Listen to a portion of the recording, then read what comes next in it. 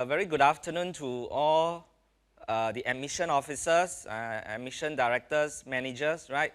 From PU side, from Chiang Mai side, from Thunburi, and from the SV side, right? I think this is the very first time that we are doing this via, live streaming.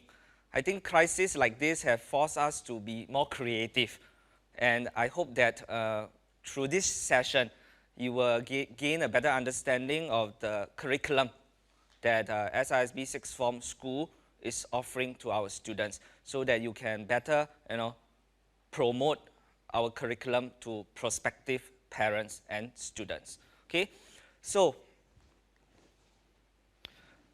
I think one key factor that when parents they come to the school, when they decide the choice of the school that they hope that their children can go into, it is in the next few years, where will my son or my daughter go into? Meaning, they look ahead, they plan ahead, because the word sixth form means that it is 6 years of education.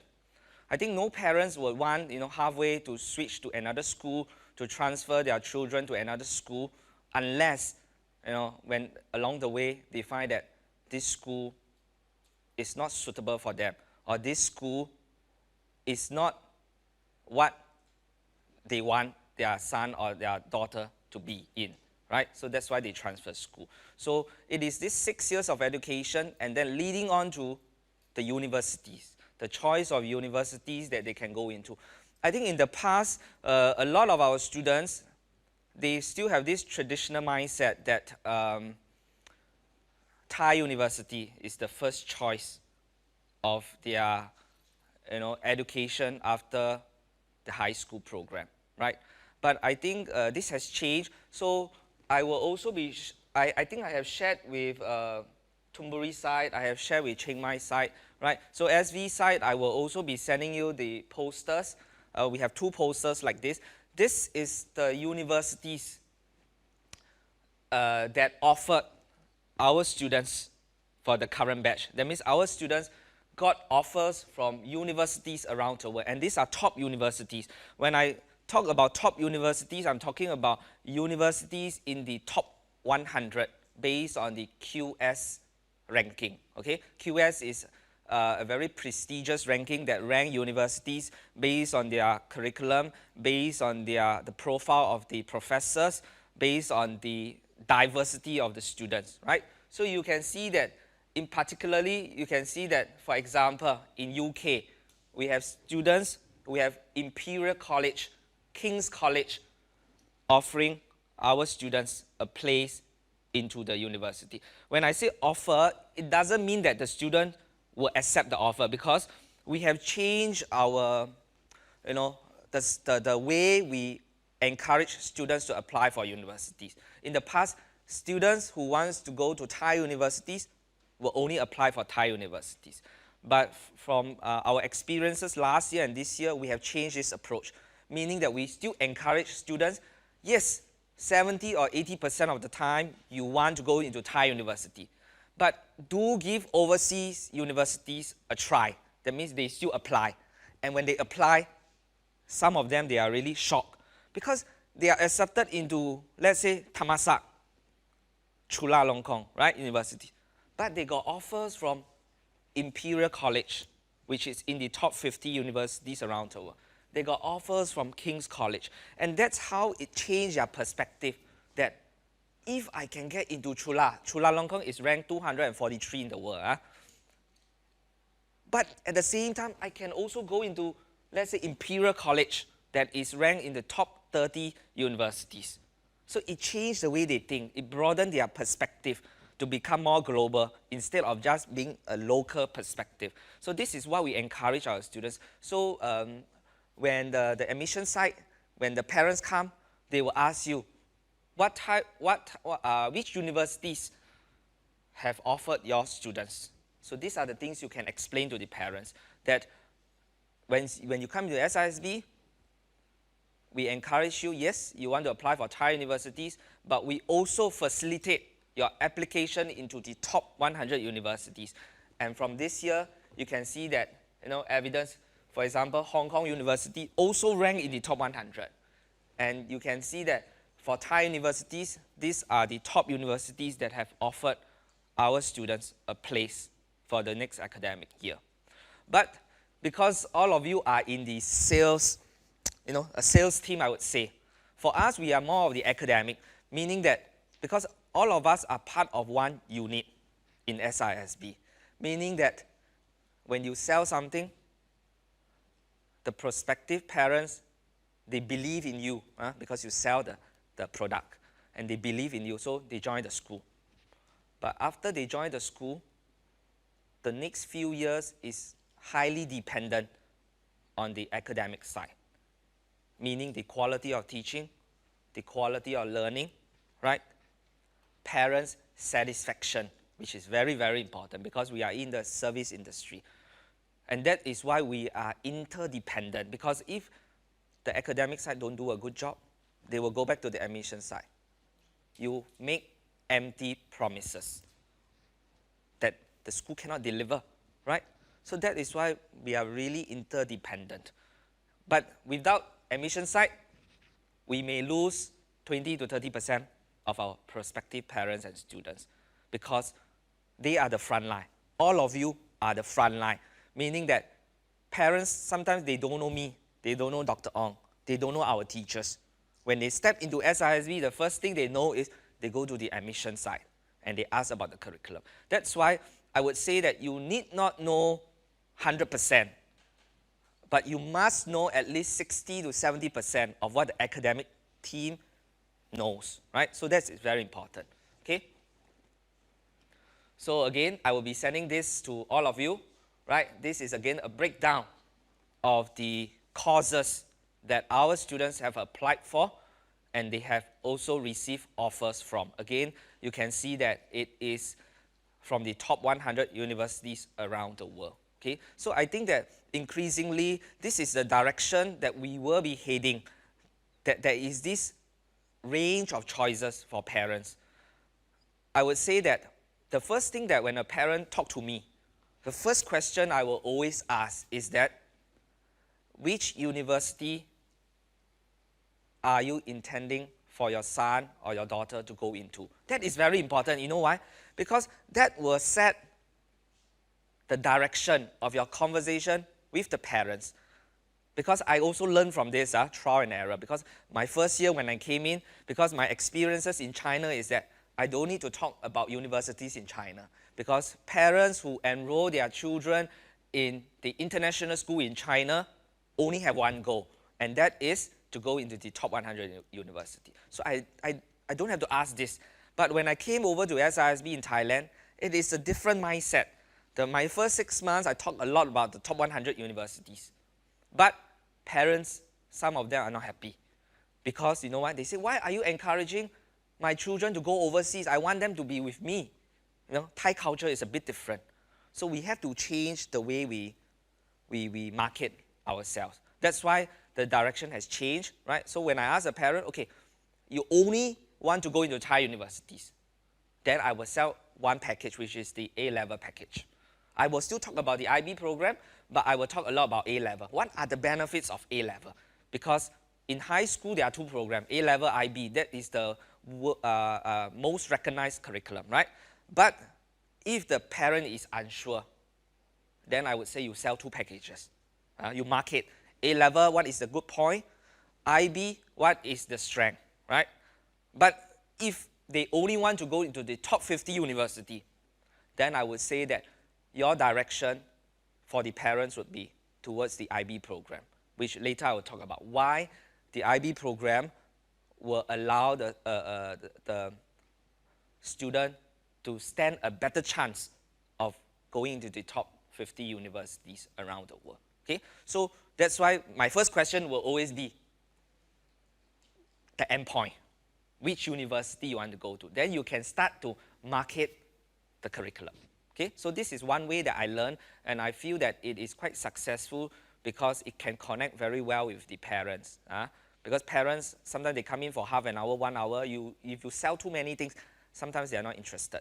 Okay, so this is just my advice, but of course, all of you have been in this for a long time. You will also know how to deal with parents in your own way. Okay, so now I will go into the subject choices. So another question that I think that parents always like to ask, how are you different from other schools? Because in Thailand, there are many schools that they can choose from. They can choose from IB schools, the Cambridge curriculum and all that. How different is SISB from other schools? I would say the key difference is that when they go on to the high school program, we allow them choices. We don't force them to take something that they are not suitable. When I say choices, it means we have the A-level curriculum for students who want to be more content-based. We also have the IB curriculum, which allows for a more holistic education. And this is the key selling point for SISB, that when you join the sixth form school, it is not just about this 4 years of program, meaning the secondary school, but it is also the next stage, which is at grade 11 and 12, you need not transfer to another school because we have choices for you.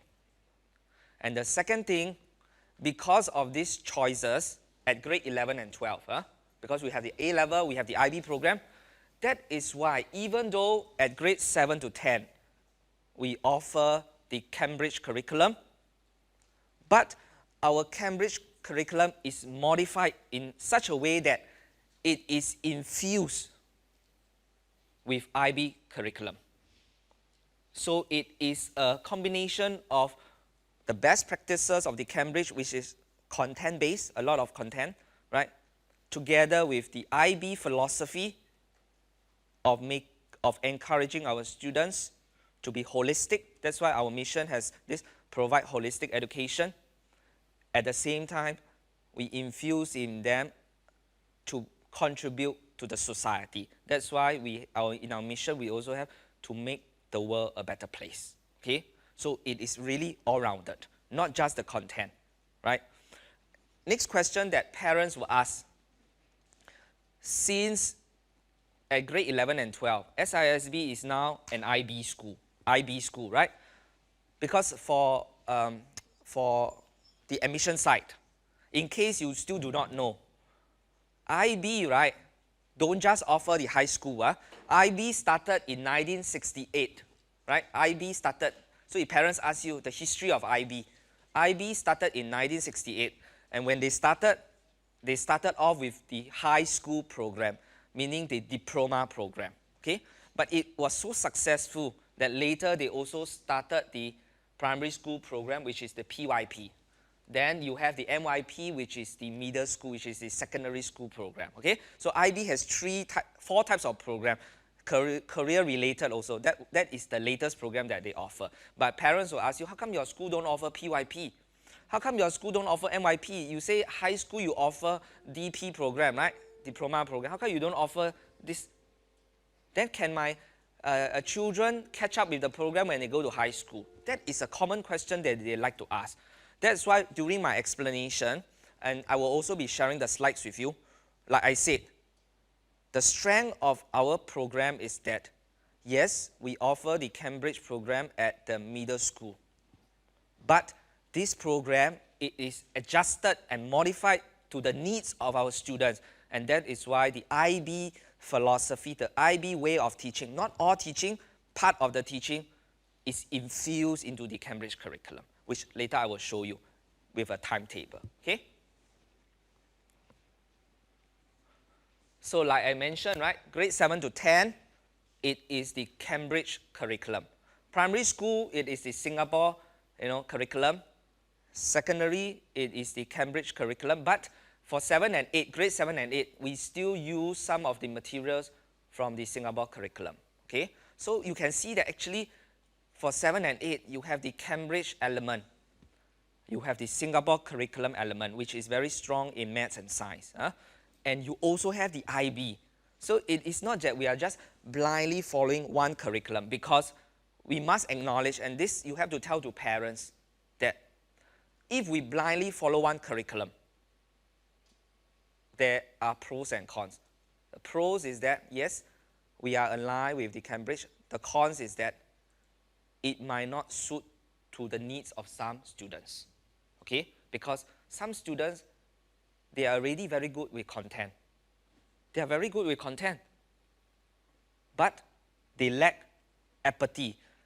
They lack appreciation for the society. They lack social skills, right? So that is why the IB element comes in, and to allow them, to train them, to encourage them to not just focus on the subjects, but also to focus more on the wider community, right? But if the students are weak and all that, Cambridge curriculum is still the most suitable curriculum for those who are very weak in the content, okay, which later I'll talk about. Okay, so we have the Cambridge A-level, the IB program, and of course, the thing here is that we focus a lot on the trilingual program. When I say focus on trilingual, because SISB itself, since NK, we have the Chinese subject, right? But I think admission side, you have to also tell the parents that the learning of Chinese don't just stop at grade 8. The benchmark, how do we know that this child, right, is competent in the Chinese subject? That because at the end of grade 9, they will have to take the Mandarin as a foreign language exam, which again later I will talk about. So the key figures here you have to remember, 7 and 8, they take 11 subjects. 7 and 8, they take 11 subjects. 9 and 10, they take 8 subjects. So again, parents will ask, how come as you go up the level, students take less subjects? My explanation is that at 7 and 8, we give them a broad-based learning, meaning that they are still at the discovery stage, whereby they might not be sure whether they are good in art, whether they are good in music, whether they are good in ICT, history, geography, That's why we offer them up to 11 subjects. The content base is not as strong as the 9 and 10, but it is broader in terms of the number of subjects that they learn. Okay? So this will allow them at the end of grade 8 to understand which subject I am good at, which subject I am interested in, and at 9 and 10, they then can choose, they then can make informed decision. That is the key word, informed decision. Not just decision, not just randomly choosing, but informed choice of what they want to learn. Okay, so that is why the difference, 11, then 8.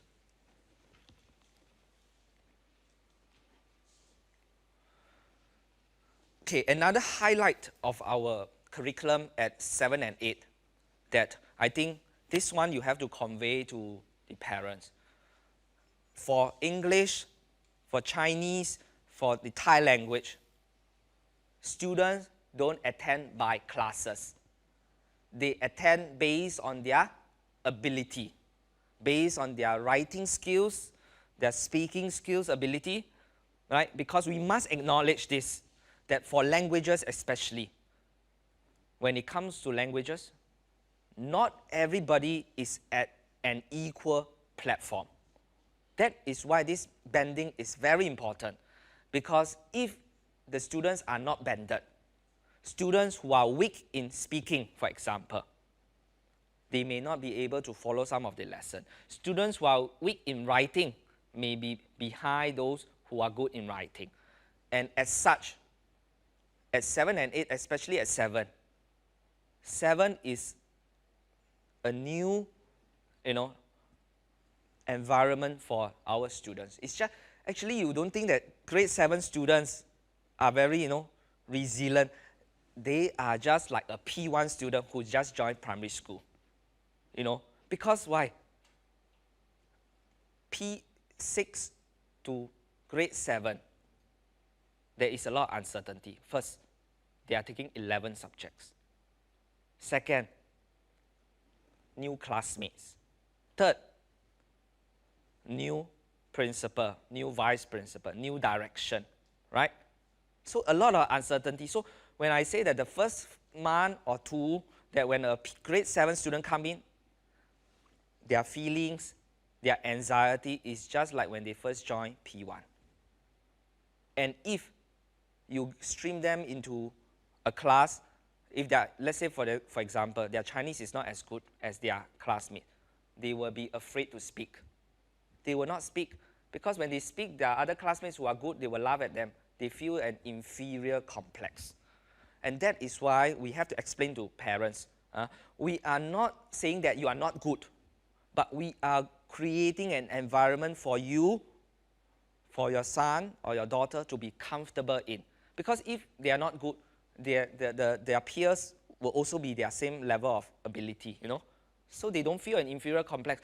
And if they work hard and they do well, they will find that, oh, actually I'm better than them. And then they can move up to second language. And then they can go up to first language.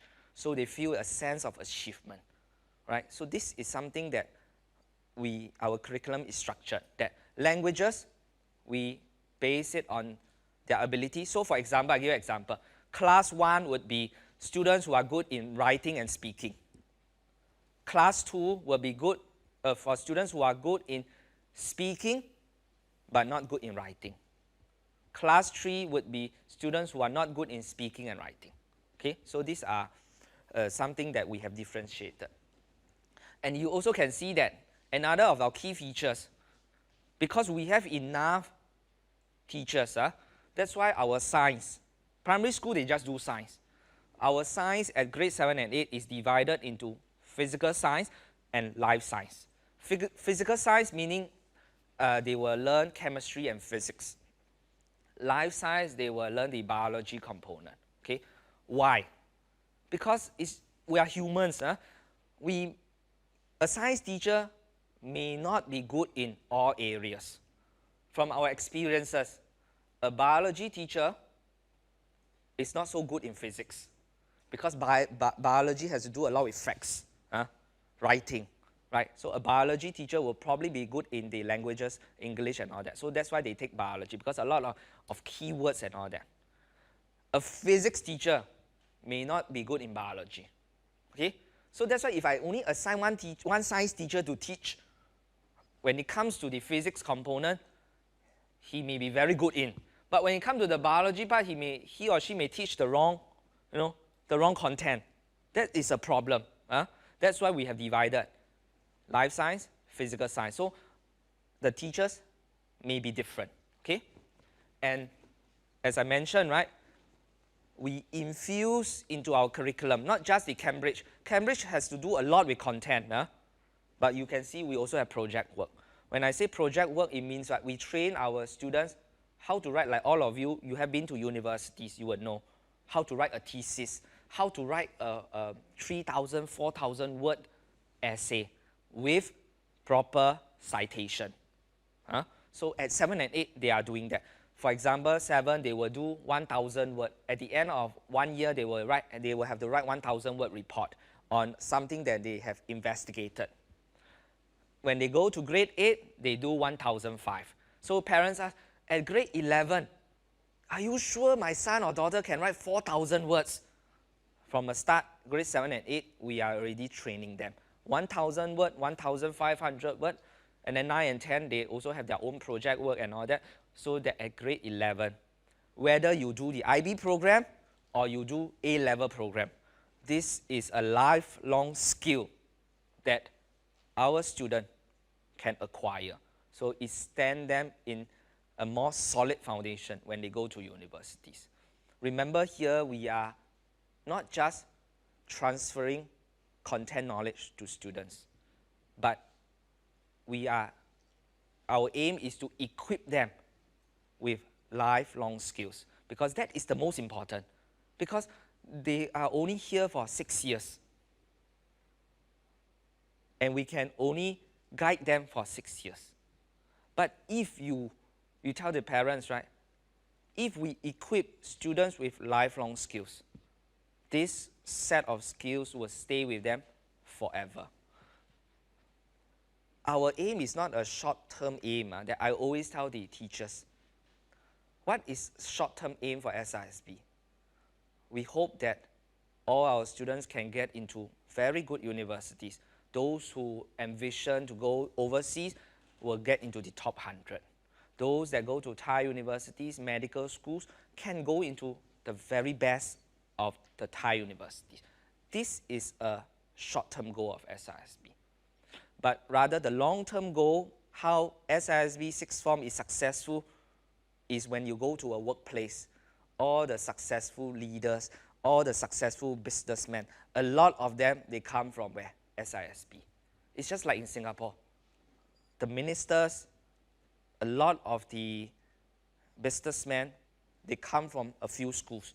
Raffles Institution, they come from ACS, which was Dr. Ong's previous school. So when you see this person, even without this person telling you which school he or she is from, you are likely to guess that these are the schools that he comes from, because the confidence level, the way they relate to you, their critical thinking, that is the most important. That is why our long-term target is always, yes, results come first, but we want our students to have this set of lifelong skills. That is why when we design our curriculum, maybe you can tell to the parents, we have in mind not just these 6 years, 10 years, 20 years, what this student or what your child should be like when he or she step out to the society. That is how it gives us the competitive edge, right? You may not see it now, but 5 or 6 years later, if we keep doing this, you will see that, 6 years' time, you will see something like that. That is happening, okay? So these are the subjects that they take. Again, I will be sharing with you the slides. I will probably ask Pei to also share with you a simplified version, because sometimes you have to click the slides and then parents say, how are you? You are still clicking the slide. So I give you one piece of paper. When the parent comes, you bring that piece of paper with you. As you are talking, you can refer. Okay, so we will be doing that for the admission side. But just remember, these are the subjects that is on offer. So when you tell parents at 7 and 8, they don't learn English only. English is called language arts. When I say language arts, it means that it has a component of the literature, right? The literature component, meaning that they have 8 lessons of language arts. 2 lessons will be allocated for literature. 6 lessons will be allocated for learning of English. Thai language, Chinese, maths, you can see life science, physical science, geography, history. These are the humanities subjects. So you can see 11 subjects. Right? That is for grade 7 and 8. But actually in total they do 14 subjects. 11 subjects meaning that they have to sit for exam. 3 subjects, they don't have to sit for exam. But it is equally important. Remember, our long-term aim of an SISB student is not just the academic, but equipped with lifelong skills, meaning that they must be able to know how to relate to the society, have empathy, have sympathy for the unfortunate, the people, right?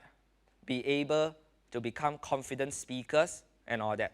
So we have the PCCG is Pastoral Care and Career Guidance. So you can tell parents right at grade 7, this Pastoral Care and Career Guidance, first, what do they do during the lesson? They learn about, for example, boy-girl relationship. They learn about certain values like perseverance, like how they should, when they encounter problems in life, how they should deal with it and all that. So they learn a lot about values, social skills, okay? Career guidance, they learn also about next time what will be their goal, their ambition, and all that. So at the young age, at 7 and 8, they are already exploring their interests, what they hope they want to become in the next 10 years. Okay, so that is very important. Like I said, project work, no exam, but it is graded assignment, pass or fail, and of course PE. So this is a timetable which I'll also be providing the admission side. Together with a piece of paper, I will provide you a grade 7 timetable, I will provide you a grade 9 timetable, a grade 11 timetable. This is how the timetable looks like for sixth form school. For 4 days a week, lesson will end at 2:30. Okay? Only on Wednesday, it will end at 3:10. And you can show to parents, Friday, last 2 period is always PCCG. Okay? And if you take a look at, you see, CL is Chinese, CL 1, 2, 3, 4, 5. Meaning that the whole level, grade 7, for example, this is a grade 7 timetable. Grade 7, we have 4 classes only. But you see, we have divided it into 5 classes, meaning that for languages, they are learning in small groups. 4 classes, but 5 teachers. So that, they can get more attention, especially for the weaker students. Get more attention from the teachers. 5 teachers dealing with small groups, maybe less than 20 in a group. Okay? So you can see LA is language arts. Again, it is divided. Again, you can see here, 4 classes, 5 teachers. Okay? So that is why this will allow us to do small group teaching, and I think it is more effective in this manner. Okay? So, and you can see life science, right? And what else I want to point out here? Project work. You can see Monday, period 3 and 4, project work. Okay, so this is the curriculum that we are offering. Okay, for grade 9 and 10, a little bit more different. There are some subjects that they must take. Parents will ask, how come they must take these subjects? Because if they don't take 1 or 2 of these subjects, it will affect them when they want to apply for the IB program. It will affect them when they want to apply for universities. That is why we make it compulsory for students to take these subjects, so that at grade 11, 12, even for universities, no one is at a disadvantage. Meaning that if you take these 5 subjects, 95% of the courses in universities, you will be eligible to apply for. Because sometimes at grade 9, you don't know whether you want to apply for this course or that course at university. So it's best to be safer, take these subjects, and then when you go to 11 or 12, you can then apply for a lot of courses in the universities. Okay? So you can see English language now. English language, so the name have changed. 7 and 8, it is language arts.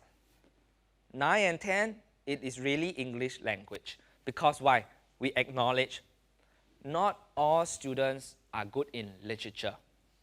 Because 9 and 10, we also have, bearing in mind, the GPA, their grades matter, right? So that's why we encourage them, if you're not so good in the English part, you take English as a second language. If you're good, you take English first language or English literature, right? They take Thai, Chinese, but Chinese is compulsory for all students to take. Every week, they must do at least 2 periods of Chinese. Chemistry, they choose physics or biology. But some parents, so when they first come in, you already sound them out. If they say, oh, I want my son or daughter to go into medical school, how you sell?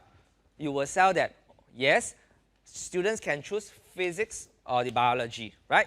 But if your son or your daughter wants to go to medical school, our grade 9 also have a class that offers triple science. So you can see that there is many choices. We don't narrow down their choices. So I repeat again, if they want to do medicine, we have one class in grade 9 that does triple science, chemistry, physics, and biology. Okay? So that is our advantage. Okay? They do international maths.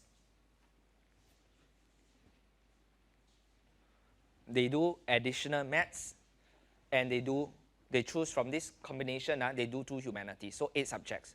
You can see, right? But if they are doing triple science, they choose chemistry, physics, and bio. Here, they can only choose 1 subject, meaning that they will only do 1 humanities if they do triple science. Because at the end of the day, everybody does 8 subjects. Okay? This is how the timetable will look like.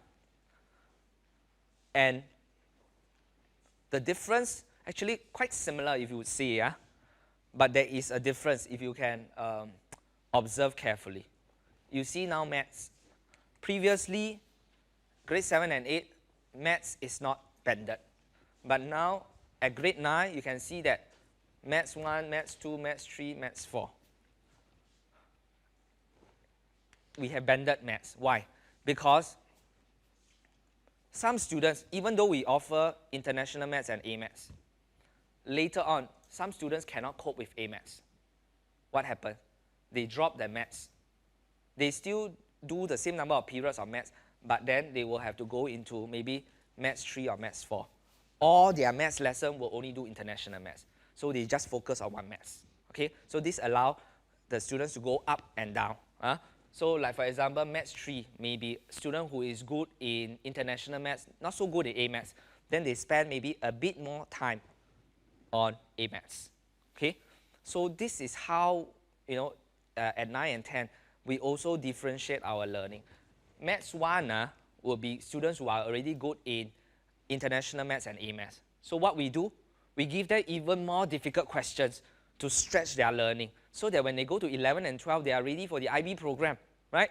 Maths 2 is, both are quite okay, but can still do better. Okay, so this is a banding that we do. And of course, you can see that these are the different combinations that they go to. So you can see that. So parents will also ask, 9 and 10, a lot of your students, what are they doing for humanities? You can see the popular choices. 2 most popular choices are econs and business. Why? Because everybody hopes that they can become businessmen and then get rich next time, right? So a lot of them want to do business and econs. History, only one group.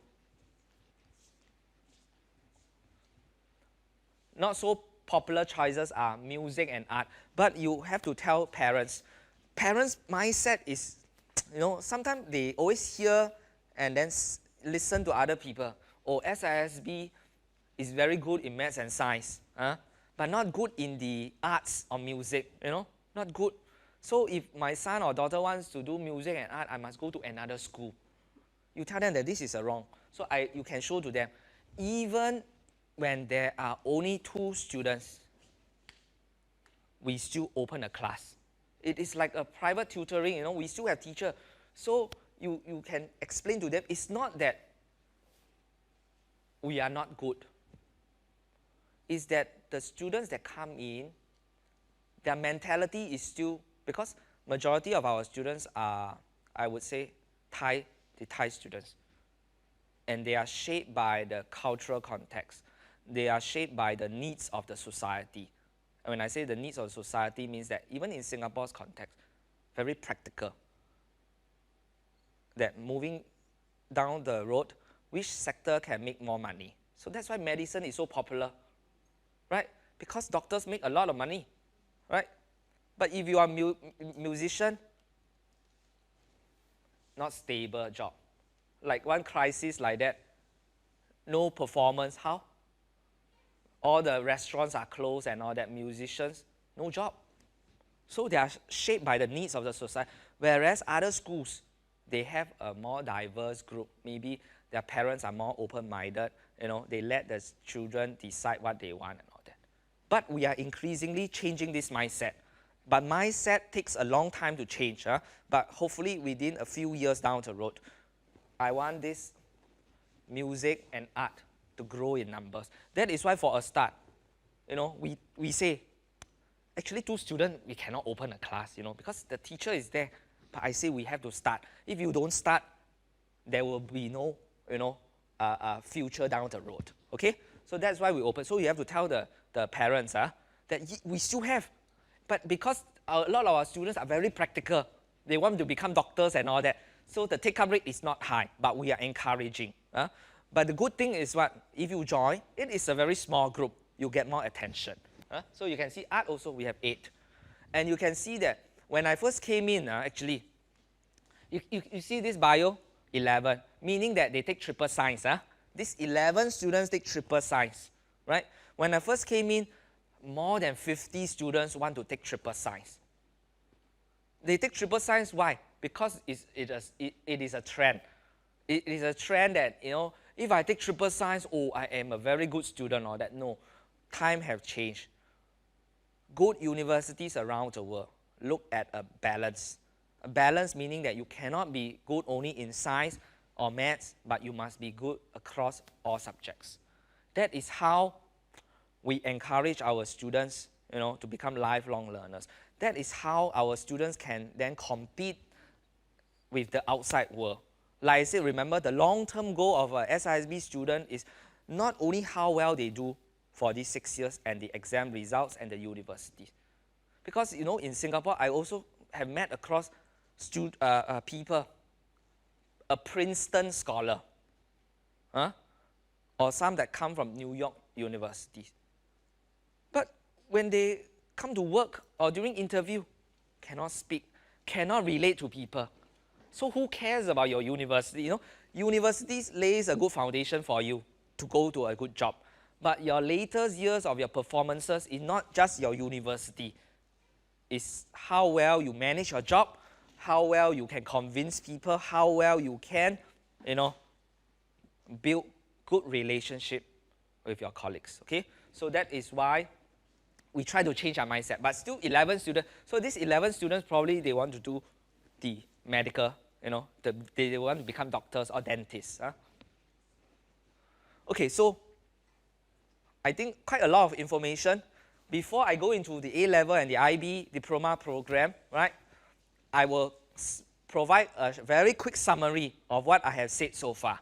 In case, I'm going too fast, or in case you have missed out something that I have said. First,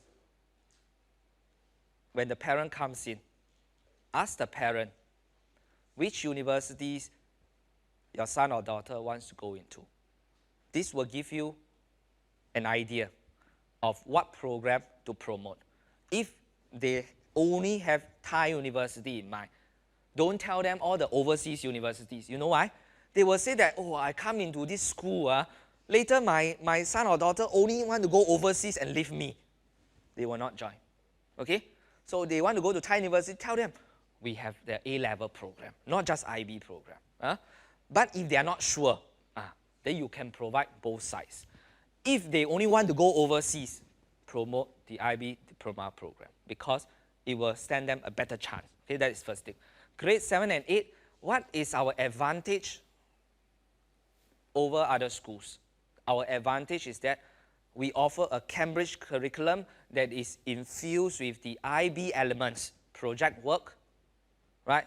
We have the CSR program, the community service program, right, to the outside world. We have the PCCG program, talk about values and all that, right? So it is not just a Cambridge curriculum, right? So that whether you do IB or you don't do IB in grade 11 and 12, you are prepared. Next, we have choices, and that is very important. When you come to SISB, you are not just restricted by our constraint, because SISB is a very big school. As such, we are able to hire sufficient staff to provide choices to our students. When I talk about choices, meaning what? You want to take music at grade 9 and 10, you can take. You want to take art, you can take. You want to do triple science, you can do. You want to do the A-level program at the IB diploma program, you can do. So everything, these 6 years, you can stay here, the choices are there, and you decide. Okay? So this is the advantage that we have over other schools. The next thing that we have is that our languages are blended. Okay? So the key thing to remember here is that grade 7 and 8, 11 subjects, plus 3 subjects that they don't have to take exam. PCCG, project work, PE. Grade 9 and 10, they take 8 subjects. If they do triple science, they will take 1 humanities and 3 sciences. Okay? So that sums up so far whatever I have said.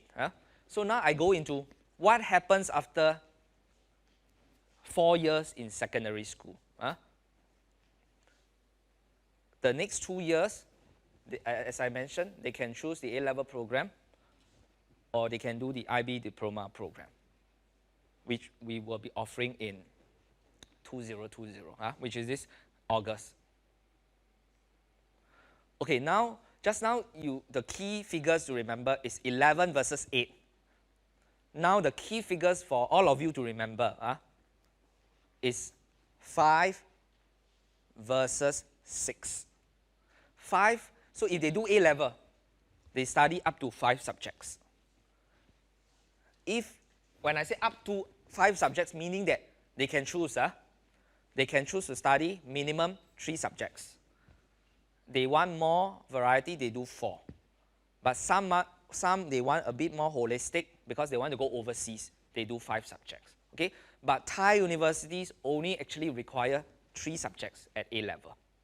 Okay? 3 subjects at A-level. So that is the minimum that they do. But IB, whether the student like it or not, they must do 6 subjects.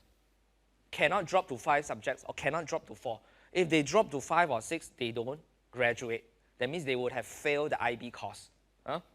So 5 versus 6. What are the subjects that we offer at A-level? These are the subjects, quite similar to grade 9 and 10. Again, we offer choices. You can see grade 11 and 12, we also still offer art and music. Okay? We don't say that, because it's not popular, we don't offer. We still offer. Like art, we only have 2 students also, but we still offer. Okay? So from these subjects, they decide to choose 3 to 5 subjects. 3 to 5 subjects. So for let's say you're a parent, you host a parent. This parent say, oh, I only want my son to become a doctor. Then you have to sell. So you can see if you go to grade 11, your son must take chemistry, we have, physics, we have, biology, we have, and maybe take mathematics. No need to take English. So this, because remember, when they want to apply for medicine, Thai universities only look at what? GPA. The higher the better. Okay? So you say that when the students want to go into medical school, right? The GPA must be high. So they must go to subjects they must take the subjects that they are good at. Okay? Because to go into medicine school, minimum, the GPA must be 3.5. Okay? But the higher the better. Okay, so this is for A-level. Diploma program now, IB. Right? A-level is offered by Cambridge, UK. IB, it is offered by a Swiss organization. Not UK, not US. It was developed in Switzerland, right? And like I said, it started in 1968. It started off first as a diploma program. That is why the diploma program is very well structured. And I would say that if parents ask you, so based on your experiences or your knowledge, which program is better? I always tell parents, honestly, IB program is now the world's most recognized program. If you can, study the IB program. Because IB demands a lot, not just from content, but the development of the self, which is very important. Okay? So started by who? Not by teachers, not by principals, but by businessmen. By businessmen. So you might be shocked. 1968 it started by a group of businessmen. Why? Because after 1960s onwards, right, the world had become more connected. So a businessman may go from this country to this country, and when they transfer, this school don't recognize the result from other schools, or that they have to repeat 1 year, 2 years. That's why they started this, so that wherever you go, this is the world's most recognized program. So they can then continue on with their education. So you can see that it is growing in huge numbers. By the end of 2012, you have about 4,000 schools, IB schools, right? Okay?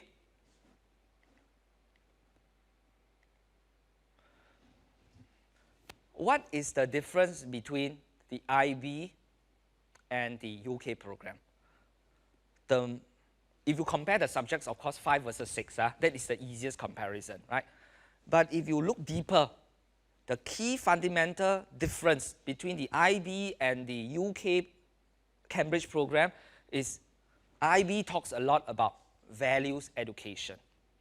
IB teach the student not just to excel in the academic field, but to be an all-rounded person that is able to provide him or her with a good foundation when he or her, this student steps into the society, he or she can make the world a better place.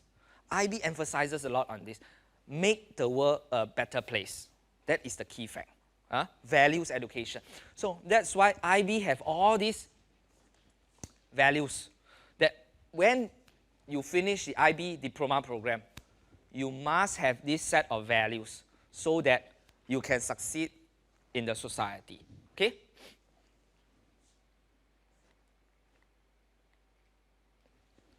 Okay. Now I come to the subject combination. Okay? So just now I talked about IB versus Cambridge. One, it is very content-based. One, it is very focused on content plus values. Right? Now I come to the differences in the number of subjects. As I've said, like it or not, IB diploma program, in order to complete this program, you must take 6 subjects plus another 3 core subjects, which I will talk about. You cannot drop one subject. You drop one subject, you don't fulfill the requirement. Okay? And out of these 6 subjects, okay, you see the A level. If you take maths, you just take maths. Right? But IB is different.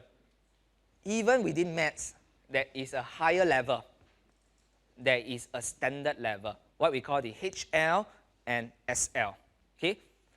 So some of you may be thinking, what is higher level? What is standard level? Quite similar, but the only difference is that I give you one example.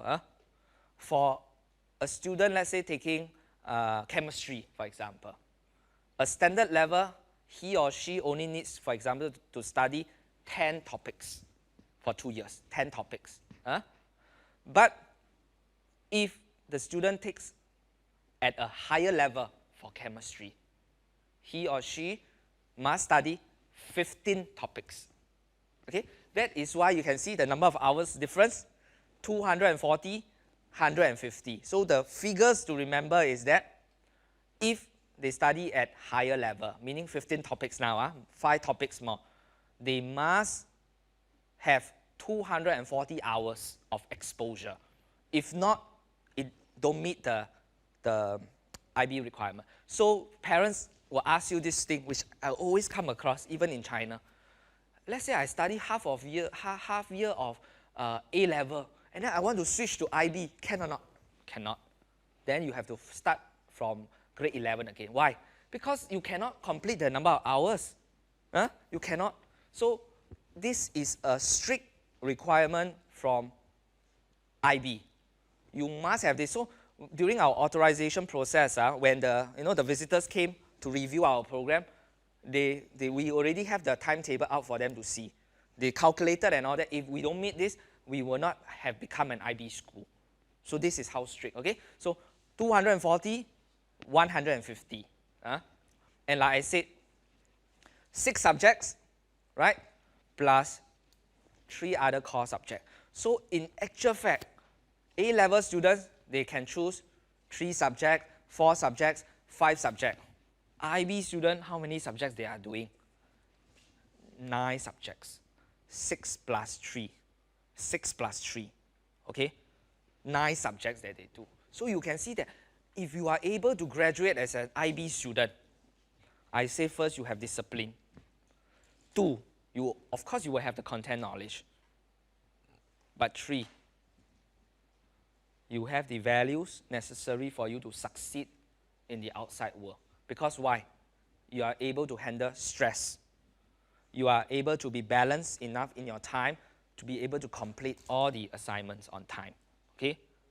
That is why you always have to tell parents, don't always think that your kid is like that. Don't always think that, oh, your kid cannot. Habits must be cultivated. If you don't even expose the kid to this field, he or she will never get to know whether he or she can succeed.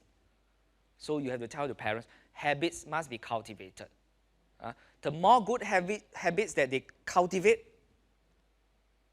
the higher chance that they are able to succeed in the outside world. And that is the thinking that we have in mind when we structure our programs. So now I go into the groups. 6 groups. Okay, 6 subjects, 6 groups. Okay, group 1 and 2. Group 1 is first language, meaning that you can tell the parents, most of the Thai students will take Thai language, first language, because they are good in Thai. Of course, they can take Chinese and they can take English first language, but a lot will choose to take Thai as the first language. Group 1, they take Thai. Okay? Group 2 is second language. So a lot of them, if they take Thai, they will take English. Okay? Or if they take English, then here, Thai, there is no second language. Thai only has first language. So if they take, let's say they take English, group 1, then here they must take Chinese.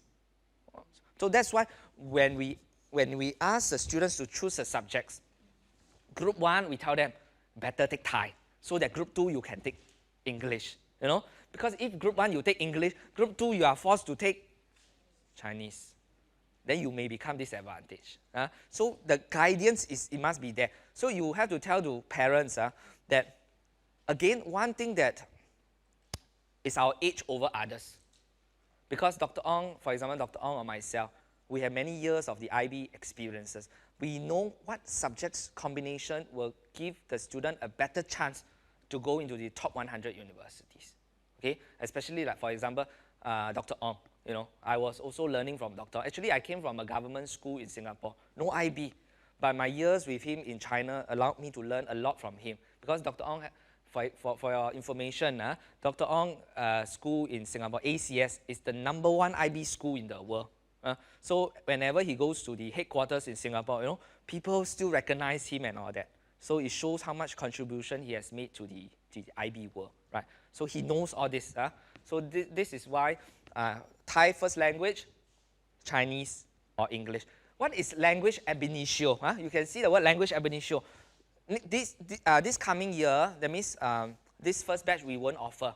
But our long-term aim is that we want to offer language ab initio. Language ab initio means a foreign language. French, Spanish, German, all this. New language. So the more confident students may want to take on this.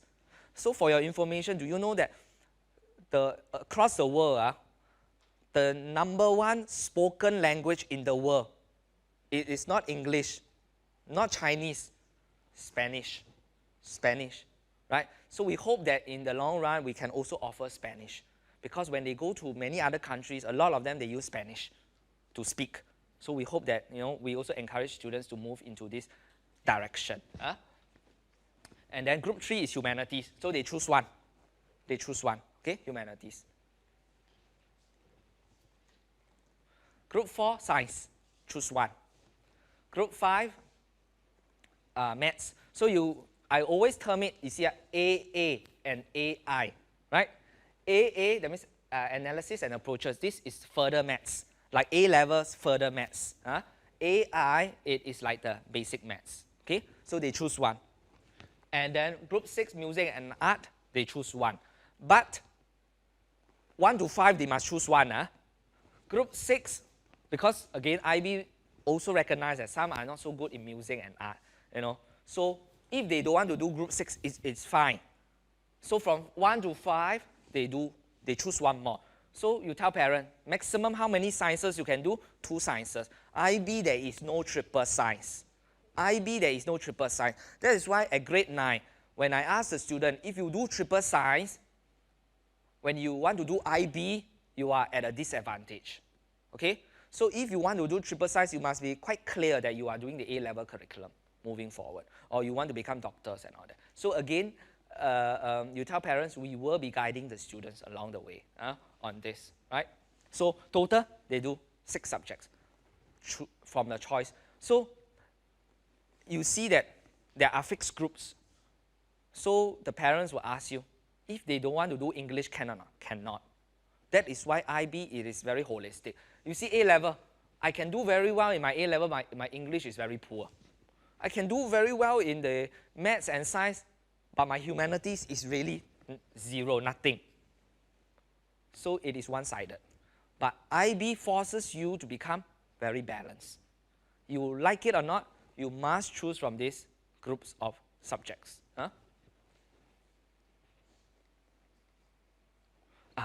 Come to the part that IB students, they fear this, really.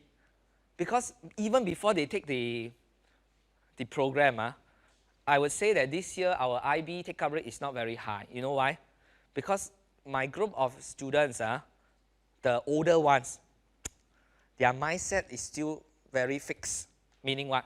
They only look at short-term goals. Meaning that in the next 2 years, I don't want to be more difficult. I don't want to spend so much time on so many subjects. All that. The easy way out. But my grade 9 and 8 students, if you ask them, quite a number, they want to do IB.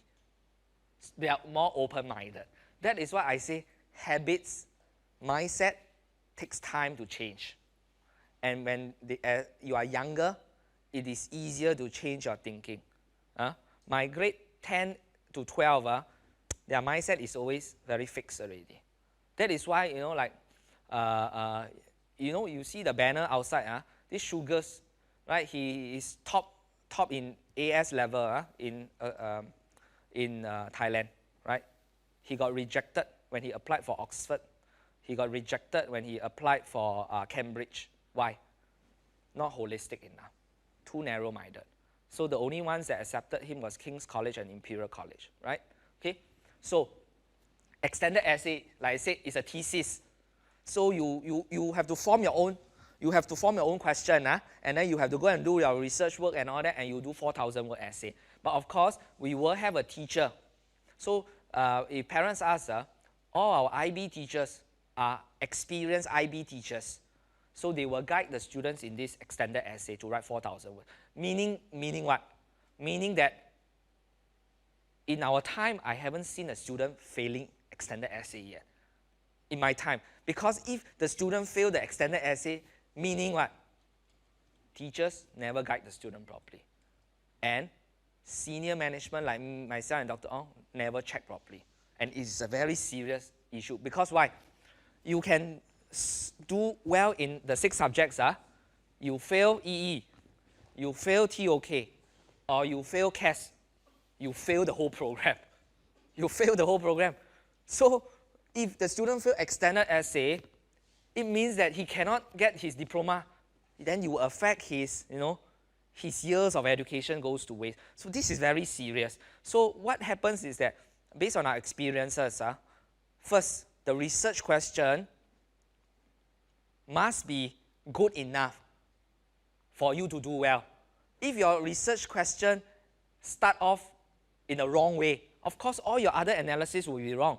So the good thing is that because our group is small, all the research question crafted by the student, first checked by the student and by the teachers, after that will be checked by myself and Dr. Ong to ensure that from the start, this question is already correct. Okay? And then, of course, along the way, the teachers will guide them, and of course, we will also check through. So you can assure the parents that it is very highly unlikely that student will fail extended essay, even though it is 4,000 words. Very highly unlikely, because in my years in China, Chinese students, they are not so good in their English writing, but no one has failed extended essay. Okay? So you tell the parents, don't worry. We have a team of teachers who are IB trained to guide them, guide the student. TOK, again, 1,600 word essay. You get to choose a topic. So some of the questions that no right or wrong answer, again, it trains you to think that, don't only think that this is the fact. You have to challenge the fact, right? So they can do questions like, can you trust the stats from all economists? Then you can say, yes, I trust. No, I don't trust. Something like that. Are all historians fair? Something like that. No, they are not fair. Yes, they are fair. Something like that. So these are questions like that. Train them to think critically. Okay? So parents will ask, how when they go to grade 11, at grade 7 to 10, they have never done TOK, how? You tell the parents, at grade 9 and 10, we have TOK training workshop. Minimum 20 hours of this training to train the students in TOK. Okay?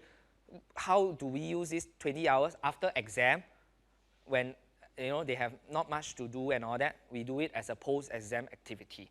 10 hours in grade 9, 10 hours in grade 10. 20 hours of TOK training. Okay? So this will lay the foundation for them. And the most important, so you have to ask your parents, is your son or daughter active in the community? If he or she doesn't like to do community work, IB is not suitable, because you can see creativity, activity, and service. That means they must go outside during the holidays. They must go outside to volunteer their service. They volunteer at the old folks' home, volunteer at a children's home and all that. If you don't do this kind of services, you cannot graduate. Because once you do this, you have to write reports, reflections, and then this will be submitted to the IB organization. The parents will ask, right, about how many hours. Normally, it's about 100 hours. So you can see that IB students, they don't have time to enjoy themselves. 2 years, very intensive. But I always tell the students, these 2 years are also the most important learning curve in your life.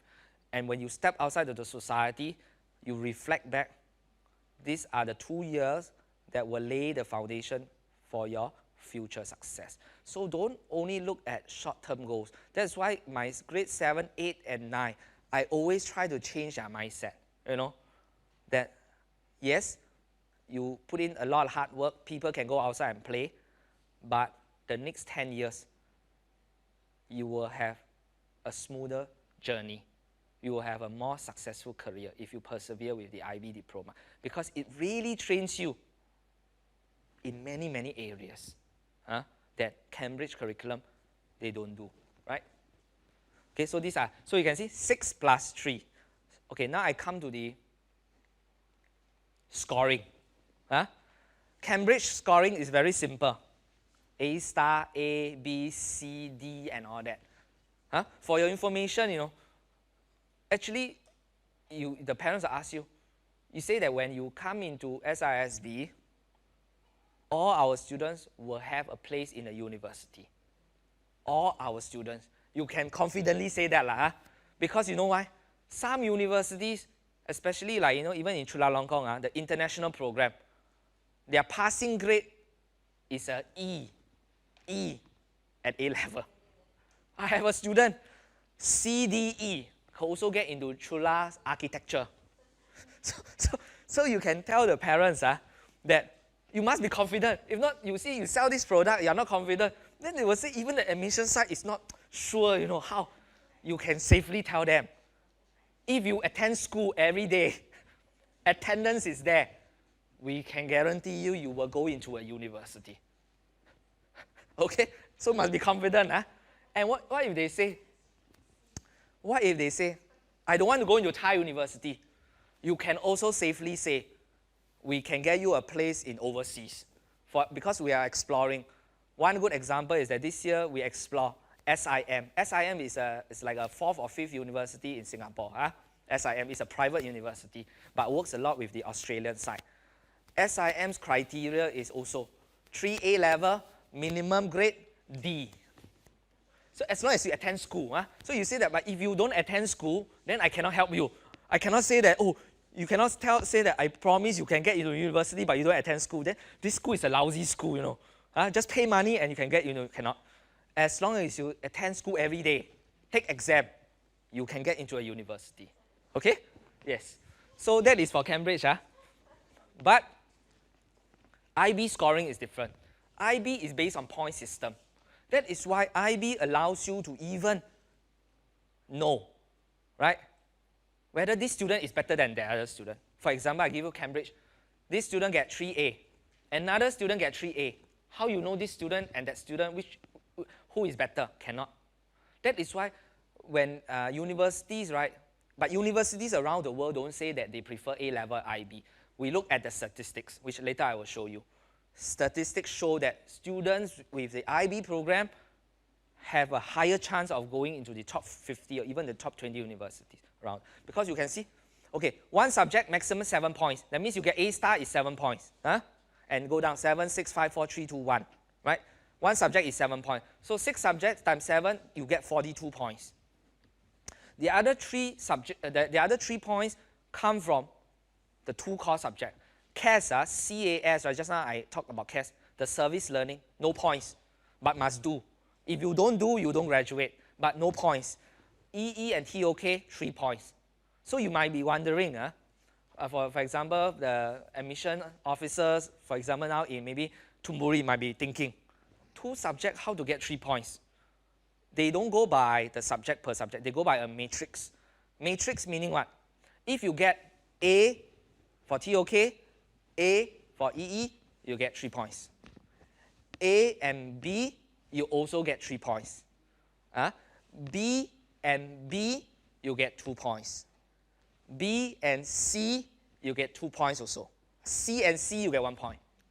Matrix, something like that. I will also have it in the written form for you, so you know. Okay? So it goes by a matrix. So why matrix? You know why?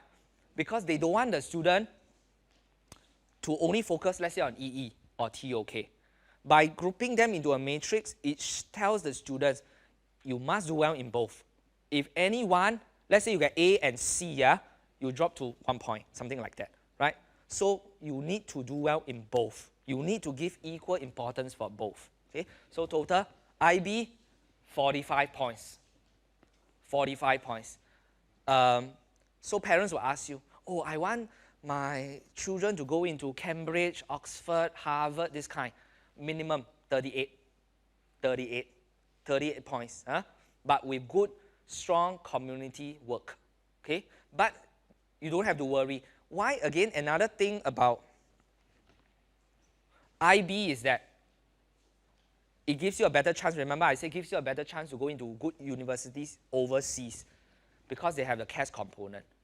They force the student, you must do community work, right? A-level is optional. You feel happy, you feel you are free, you want to go outside to volunteer or service, okay, but not necessary. But IB student must do. So when they do this, it's in their portfolio. When they apply for universities, naturally they will have this community involvement, okay? So that is another area why IB students stand a higher chance of going into good universities. And then parents will ask, what is the passing grade for IB? 24. 24, and then let's say about 30 to 32, you can already get into top 100 universities already, 30 to 32.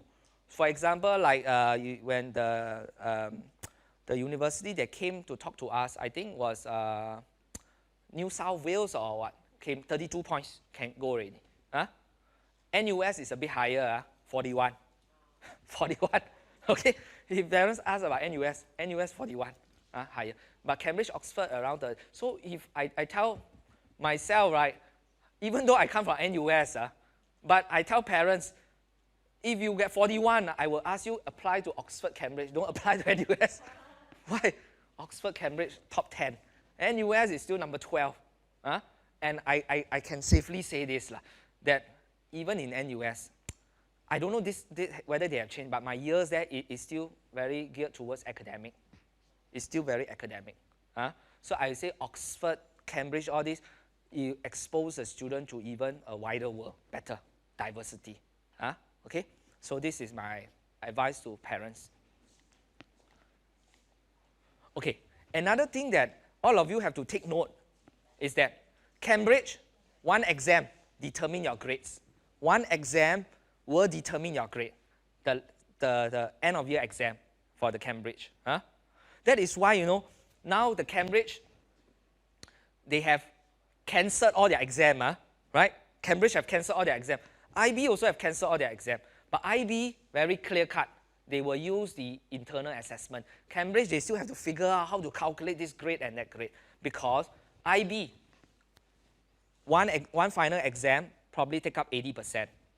20% comes from this, if you look at point number 2, you see, final examination, line 2, final examination and internal assessment. Internal assessment are like our class tests, our class project work, something like that. This takes up 20%. So the teacher will, based on the IB instruction, will set, let's say, a class assignment. The student complete the assignment, let's say grade 11 complete the assignment, mark grade, send it to the IB organization, okay? Something like that. So you can see that during times like this, when IB cancel their exam, all the grades will be based on internal assessment, okay? So it is, again, very holistic, meaning what? It forces students don't do last minute work. You must do your work throughout the 2 years, okay? So IB, there are 2 exams, 2 or 3 exams, right? One is the final one it is called the internal assessment, okay? Like I said, internal, external. This all you need to know. The rest, no need. But just a quick one for your information. Some parents may ask, then the teacher mark the assignment. If the teacher give higher grade or lower grade, how? IB is very strict with this. That's why when you offer, it's very easy to become Cambridge school, for your information. When we become IB school, it brings SISB to another level. Because why? Not easy to become IB schools. You need to put in a lot of funds, like Kun Kelvin have to put in a lot of money to train the teachers to hire good IB teachers, because IB teachers are more expensive to hire, okay? That is one. The second thing is that, why are the teachers important? Because, for example, this teacher marked the internal assessment, give 80 marks, out of 100 give 80 marks. But when it's sent to IB side, IB side will do random sampling. Just happen that take this student out. This is not 80 marks. This is 60 marks. Why the teacher give 80 marks? Right? How? All the grades for the assessment for all other students, Cambridge won't look at all will be marked down by 20 marks. So one student, that means if the teacher marked wrongly one student and this student happens to get spotted by IB, all students will be affected. That is why it is very important to have experienced IB teachers. So what we do is that when we get it is marked, because our cohort is very small, we do a moderation, but our cohort is very small. Sometimes cannot do moderation. What we do, I will have to speak to, let's say, schools from around other areas, network. I will talk to them. Okay, I will send their papers, they compare. If I see that they give 80 marks, but my student get 90, same quality work, I will have to lower down, something like that. So that is what I call external moderation. Okay, but the good thing is that if the teacher is very strict, teacher only give 50 marks, IB take the exam, should be 70, all student plus 20. Okay, so the IB teacher is very, very important. That's why IB teachers also is another level. Salary-wise is another level. That's why all teachers, they like to join IB schools. And a lot of our teachers will be with us for many years because they see professional development. They are IB teachers, not only Cambridge teachers, but IB teachers. Okay, so this is something for your information. So all that I have said, external assessment, 80%, 50% is normally like coursework, like art, music, like that. Then internal assessment, 20 to 50. So you see, 6 subjects, 42, plus another 3 points from the core. Total IB, it is 45 points. And to get into very good universities, top 20, 38. You want to go for top 100 universities, 30 to 32 points, around there. Okay? Parents will always ask you this question. Is IB better? Is A-level better? That's why I say this again. You must know your client well. First thing, like I mentioned, ask them. If they want to go into overseas university, you will say IB is the better program for you. Even though it's more difficult, the suggestion is that go for the IB because you can stand a better chance to get into the top 100 university and not any other universities. But if you want to go into Thai universities, you tell them honestly, A level is a more suitable. Of course, you can still use IB, but in a logical sense, who will want to study 9 subjects and apply for Thai university when he or she can use 3 subjects? You study 9 subjects, your GPA gets affected, you know. So of course people will study 3 subjects, right? So if they want to go into Thai university, no need to say, because when I first came in, you know, I always base it on ranking lah. I will say that, oh, you see Chula Long Kong is 243. You can get into Chula, actually you can also get into Imperial College and all that, you know. But actually some of our Thai parents are very traditional mindset. And so we have to change a little. If you only want to go Thai university, okay, I say Thai university very good, right? Go for the A-level program, do 3 subjects or 4 subjects. And you can stand an equally good chance, okay? So this is how you sell your program. But you see, I'm not trying to say which program is good. I always like the figures to show, you know. You see this highlighted on 22%. So they have done a survey. Like this is in US, the Ivy League. Ivy League are all the top universities, like Harvard and MIT and all that, right? IB students stand a 22% higher chance of going into these universities, okay? But I say again, universities around the world will never say IB program is better or Cambridge program is better. They cannot, okay? But from stats, we know. Because why? IB students are more holistic. You have to tell parents, times have changed. But maybe now, the next 2-3 years, actually, if you ask me, it is now easier, the next few years, actually the next 2-3 years, it is easier to get into overseas good university. You know why? Because a lot of Chinese students now don't want to go. They are scared of the system there after this crisis. Yeah, a lot of them, they pull out, they come back to China, you know. They rather go to Hong Kong and Macau. And I spoke to some of my parents, you know, my parents when I was in China, we still keep in touch.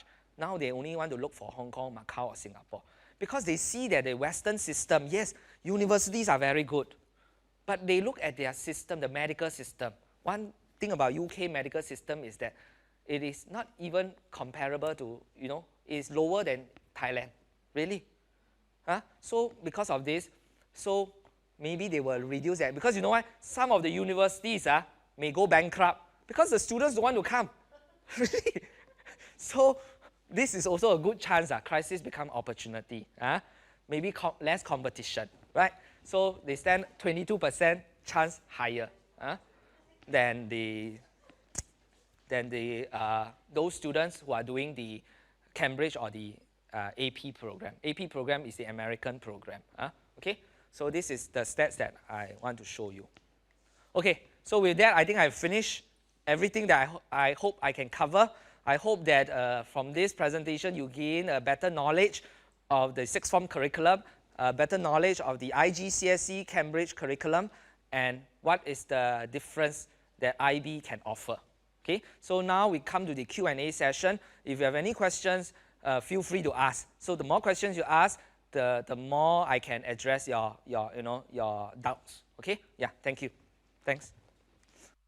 Okay, yes, Jason. Okay, we have some questions from. Thanks. Yeah. From our friends. So this first question is that, can I join A levels when I come from an IB school? Can I join A level? Yes. Yes, you can. If you come from an IB school, okay.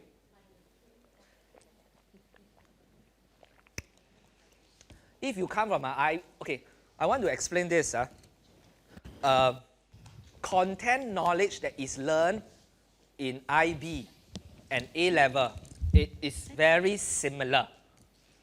Okay, if you come from an IB school, you can join A level because the content learned, it is the same. But you will most likely have values like discipline, balance, resilient, being an inquiry mind, and all that. So you can. You can. Okay. Yes. Okay. And second question, must I complete IGCSE to join A levels? Yes, you must complete IGCSE. You must. So if they come from Thai school and they did not do IGCSE, can we do A levels? That means they want to join at grade 11, Yes, A level. A level. Honestly speaking, I have not encountered this kind of situation before. Because if you come from a Thai school, your English level and your mathematics will not be comparable to the other students. We can allow you to join, but you will be at a disadvantage. So I highly suggest that if the students want to do A level, they should join at grade 9. Grade 9. But if we will take the admission test. Yes. If it's very, very good, we will still admit to grade 11. Okay, but they don't need to do IGCSE No need. to do. Okay, all right. Me question?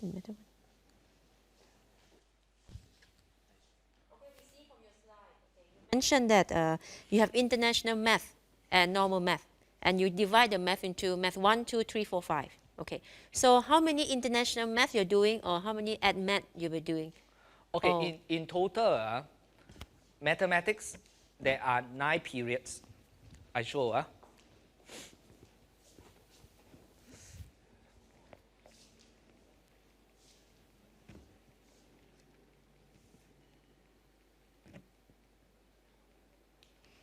มีคำถามอื่นก็ได้นะแบ่งกันเดี๋ยวถามสลับถามบ้างต้องตามพี่ Okay, so you can see that maths, in total, there are 9 periods. Okay, normally, 5 periods will be used for international maths, 4 periods will be used for additional maths. Oh, okay, But 5 and 4. Why we don't divide into international and A maths? Because some topics can be taught concurrently.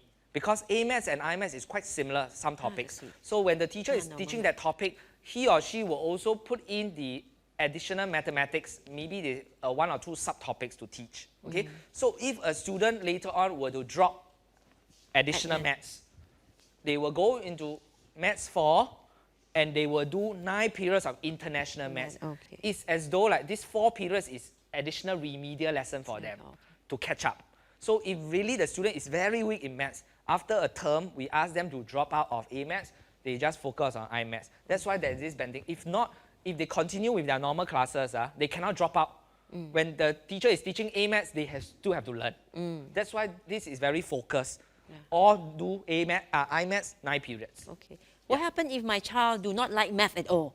So now we have to take 9 period math. Is it possible to change another subject to do 5 period normal math and 4 period some other subject? Is it possible? No, currently no. Not here. No. So when because we you see know why?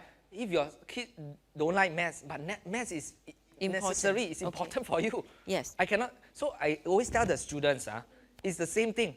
That we are telling them to be lifelong learners. You cannot say, I don't like online learning. The world doesn't stop for you. I always tell the students, the world will not wait for you whether you like or not. The world, it is still moving. So you like or not, you have to change this habit. Okay. And how we change this habit, we provide you with more guidance so that if you are weak, we try to make you better. If we are good, we make you to excel. You know, something like that. So this is how we change. Okay. Yeah. So if the parents ask, you will say in grade 9 and 10, there are 9 periods of math, definitely. Yes. Yeah, no matter you want to take 2 math or 1 math, depends on your ability, but you still need 9 periods of math. Yes. Okay. Any question from your source? Regarding to the IBDP, right? How are we supposed to choose the 3 higher level and 3 standard level? Okay. Good question.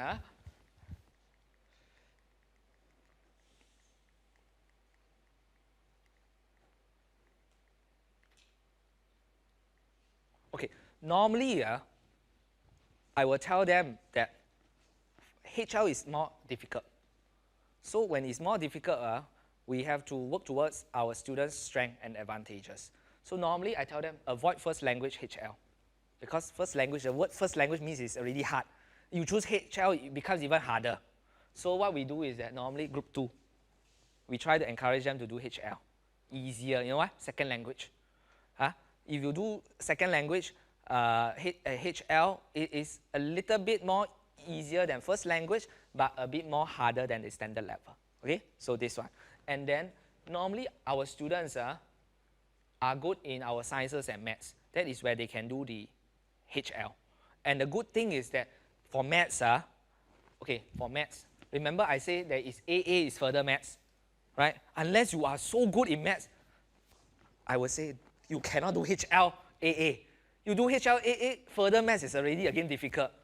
Then you go and do HL, it makes it even more difficult. So we tell them AI, you do HL. And good thing is that maths, if you do HL, universities, let's say, like for example in US, if you go in, for example, you join the economics. Economics, the course is over 4 years. You can graduate in 3.5 years because they exempt you from some subjects, mathematics subjects. Yeah, so it's good that, so normally, most cases, students will do HL for maths because when you go to university, it is better for them. Like when they want to go into econs, accountancy, business. And then some students also like to do the humanities as HL. Okay, so they can choose 3. But at the end of the day, they choose, once they choose, we will look at their IGCSE grades and give them advice. I cannot force a student. So you say we don't force students to take subjects. We give them choices. But we will encourage them to make informed decision. When I say informed decision, meaning that I will explore with you. If you take this set, what will happen? Like, for example, if you take triple science, few years down the road, what will happen? Are you willing to accept this? Or if you take this, what will happen? So then they can then make this informed decision because we guide them. But at the end, the choice is still theirs. If they insist they want to do art, music, all that, we will still offer them. Okay? Yeah. This means that all the 6 group offered both HL and SL. Yes. So even you take English as the first language, you Yes. can consider it as SL Yes. for a better chance to score. Yes. Okay. Yes, yes. ดีไหม? And don't think that Thai language, HL, you're Thai, right? HL is very difficult. First language, group 1 HL is always very difficult. And then another thing for EE also, extended essay. Many students have this wrong mindset, that for extended essay thesis, science is the easiest. You know what? Science can do experiment and all that. It's the easiest to prove. Whereas like humanities, all that, you still have to go outside and collect data and all that. So it's more difficult. Students, they don't like, they avoid. But again, when we get the IB report, every year the IB report, the ones that get 3 points are the more percentage do, you know what? They do group 3 EE. The group 4 EE, the science, even though it seems easier, you get a lower chance of getting the full 3 point. Yes, so it's a wrong mindset. So we also have to tell students this. But when I tell students, I show you the facts. But if you still want to do, I let you do. So this is traditionally like that. Okay. Yeah. That's what lead to the next question. So who set the E question? And IB. Okay.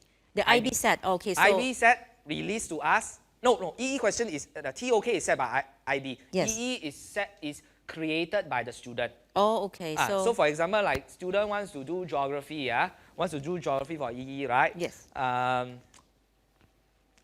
Thailand as a popular tourist destination only attract more tourists from Europe, something like that. And then they go and collect data, right or wrong, then their data they support, Okay. something like that. So for extended essay, must you be doing that subject? I mean, like in one Yes. of your, so Yes. be related to the subject you have chosen for your EE essay. Actually, IB never say you must. Yes. But if you don't do the subject, how you have the knowledge to go and, But IB don't say, because IB is very open.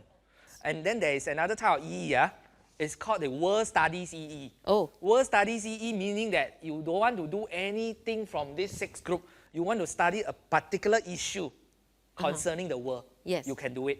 Oh, okay. That is the World Studies EE. Okay. World study. So it's like a political like that, but you must have a lot of confidence. You know why? Because you must have a lot of knowledge. It is not supported by your textbooks and all that. You have to go outside to the library, to the internet journal to do your own research. Okay. So this type of EE, right, are for students really.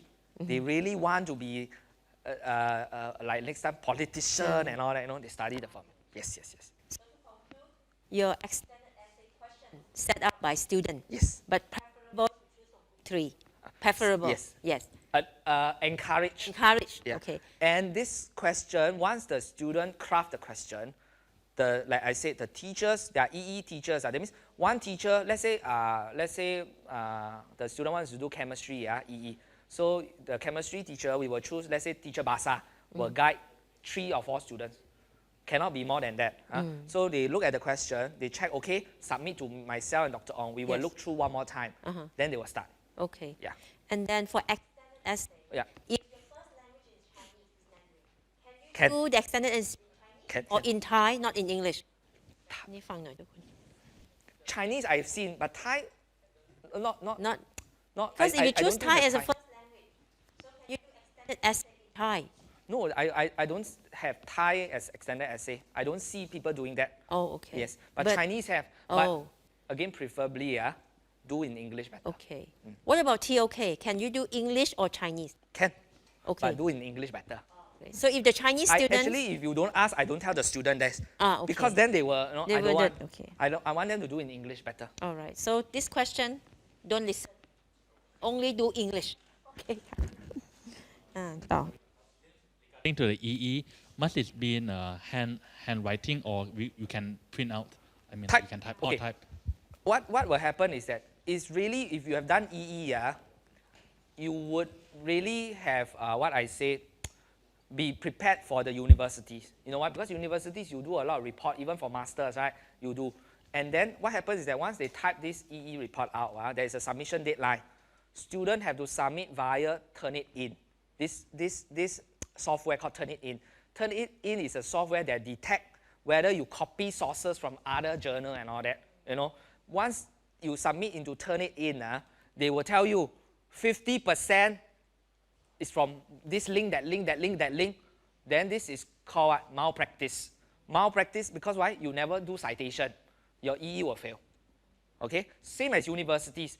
Good universities, your everything, your coursework must be submitted via the Turnitin. Okay? So that is the software. Yeah. Next question. So if my child is going to Thai University, okay, can I do 3 subject A levels and not 5 from grade 11? Yes. We encourage them to do 5. You know why? If they do 5, next time they still have a chance, even 4, they still have a chance of going into overseas, good overseas university. If you do 3, some of the good overseas universities require 4. Very, very good ones, maybe even 1-5. Okay? But if you are going to Thai universities, you can do 3. And then another catch is that, but this one you don't tell parents, because Thai universities, don't tell parents, but you all know, okay? Thai universities accept students at grade 11. How they accept? It's like that. Their entry criteria is like that. You either have 3 A level, or you have 5. At grade 11, it's called AS. You have 5 AS. If you have 5 AS and you pass, right? After 11, you can go.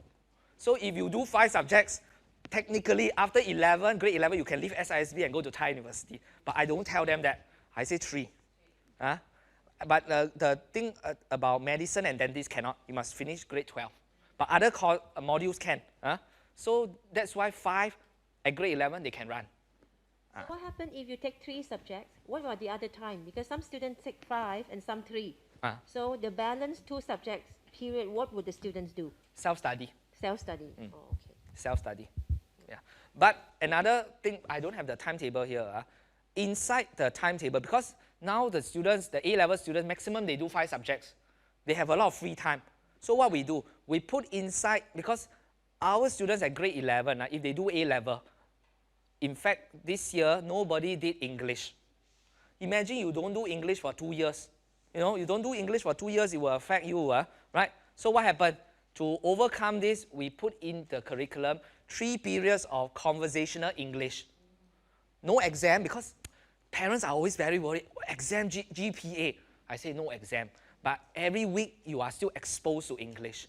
Conversational English. That means you write we craft your interview, you know, we have interview question, you craft, you present all that, like during interview and all that, something like that. You do your CV and all that. So you are still exposed to English. Yeah. So this is what we are doing. All right. You mentioned that we are trilingual for our sixth form program. Yeah. But in grade 9, you only select 2 languages. No. Yeah? So, Oh, yeah. Okay, so if a student select English and Thai, would they still continue in Mandarin? Yes. Is the program of Chinese be offered? Here, I show you the timetable again.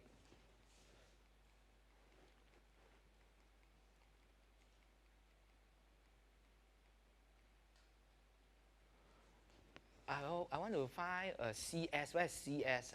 I'll take a look. CS. Which day? Tuesday. Oh yeah. You see period 6 Tuesday. TS, CS, CS2, CS3. Do you see that? This is Chinese study. So all the students, whether if they take Thai, they will go for Chinese studies. If they take Chinese, they will go for Thai studies. Huh?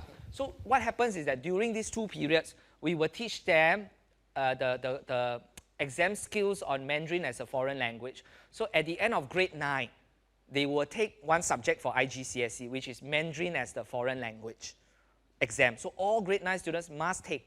And if they want even more exposure to Chinese, after 310, every Wednesday, another 2 periods of Chinese for our students, those who sign up for this Chinese studies.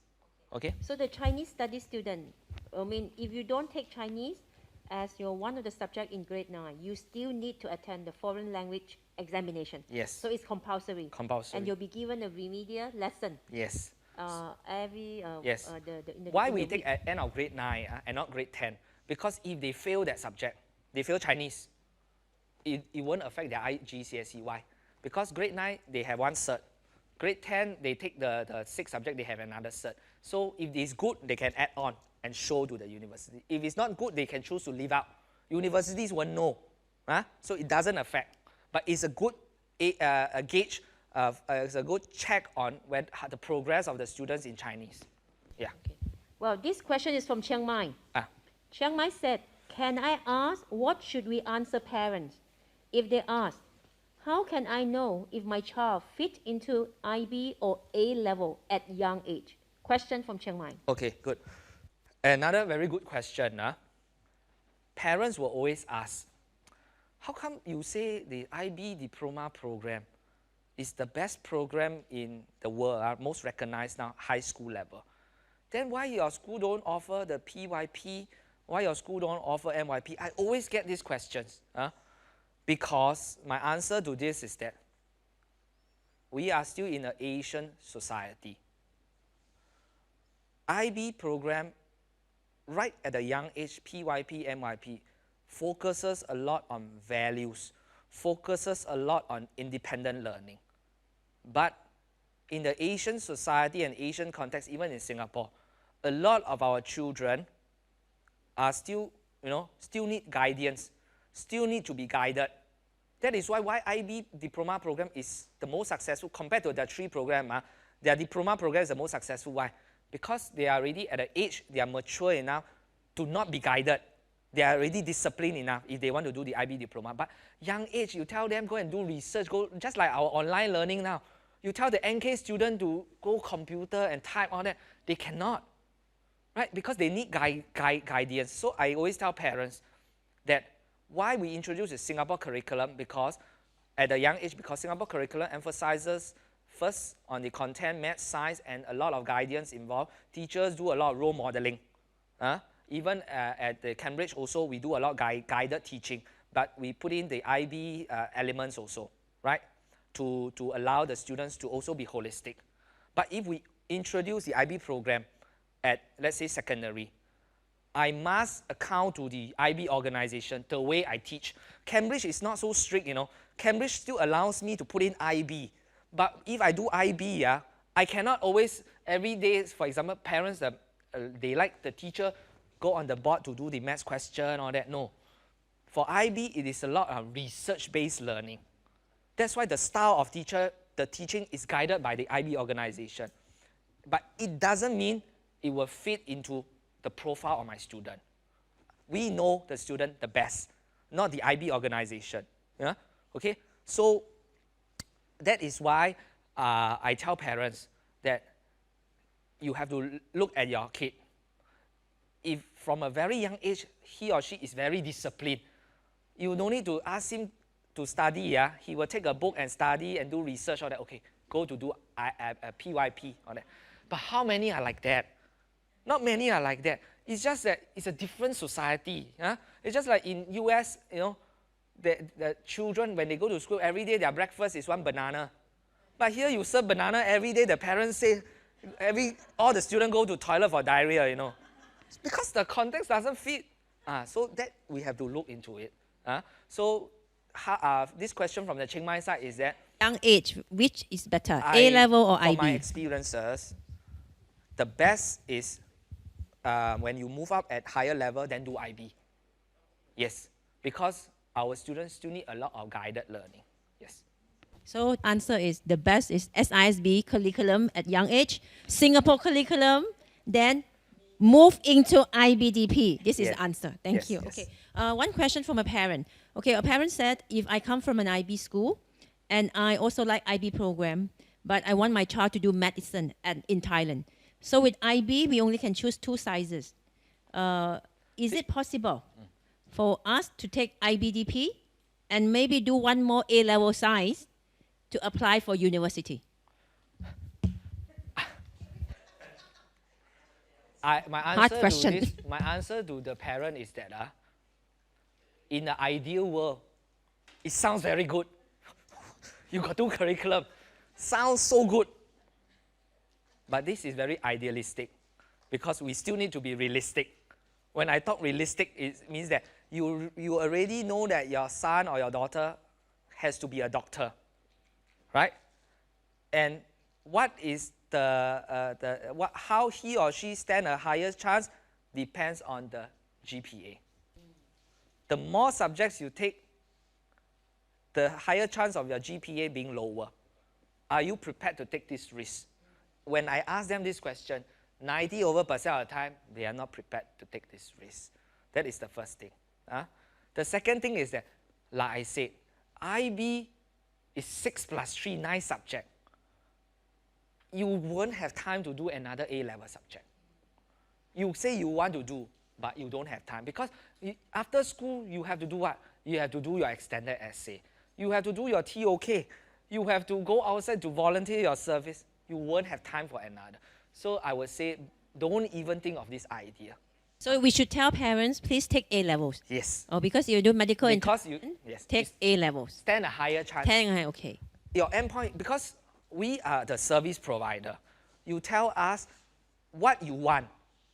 We will try to provide you. Because I cannot tell you what I want. Because you pay money. You are the client. No? You are my customer. So what is your endpoint? Your endpoint is that, let's say you want to eat one durian. It's not the durian season. I must find from China and give it to you. Because you are my customer. So what is your endpoint? Your endpoint is you want to go to Thai medical school. We will help you to send your son or daughter to the medical school. So what we look at, I don't care your CCA or that. I only keep monitoring your GPA. Your GPA must be 3.5 or higher. That is this thing. Yes. And then if you say,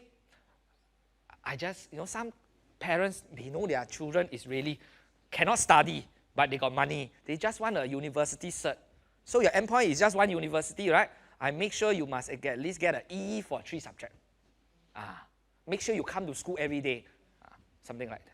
Yeah. So if the endpoint is only going to Thai university, do the students need to take A-levels at the end or just study till grade 12? If you have students who are very weak. Okay. Yes. There are 2 ways. Actually, this question again, if they don't ask, you don't say. You know what? Then everybody will just take until, maybe let's say study until term 2. Term 3 don't pay school fees. Why? Because they don't want to take the Cambridge exam. They just use SISB high school diploma, they can go. Because got GPA, right? So they don't pay term 3 school fees. But I always say that you study an international program for 5 years, right? The last year is a gauge on how well you have studied for this international program. You should take the exam. Okay? So A-levels must be taken, or IB diploma exam must be taken. Yes. Yeah, cannot waive. Okay. So one more question is that we talk about IBDP, and you said. But no, Judith, Yes. high school diploma alone can go to universities. Yes. So, Yes. but they must take A levels. Yes. We encourage. School policy must School take A level so that you no, have a no, gauge. no exception. Okay. So one question here is that we said we saw it from the slide. But sorry, Judith. Yes. But once you force the parents like that, sometimes they don't like. So what I tell them, I tell them, it's the same as grade 10. I tell them, okay, because you take the A-level exam, right? You take the end of the year exam, our school exam, right? You stop there, you have one chance. But you take the A-level exam, you have another chance, meaning that your diploma, right, whichever of the higher score, I will put that in. So you get two chances. So let's say that in the event, maybe you say the school exam is a bit more difficult, and happen that the A-level exam is easier, you do better. You get one more chance.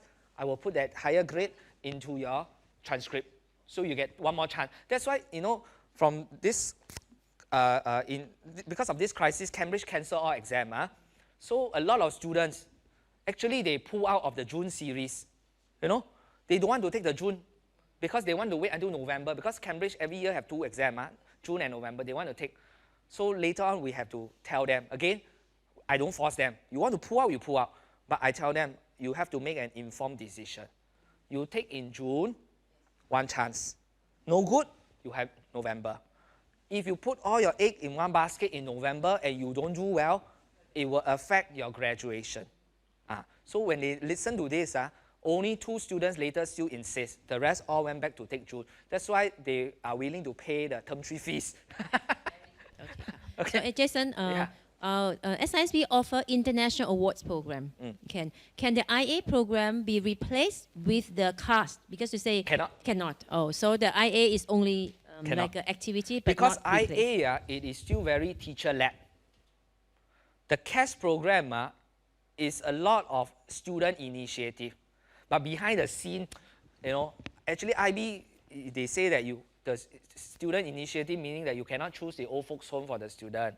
You cannot choose the children home for the student, But how we overcome all this, because sometimes our students, they have no connection and all that. So the IBC cannot. But what we do normally, I shortlist 10 for you.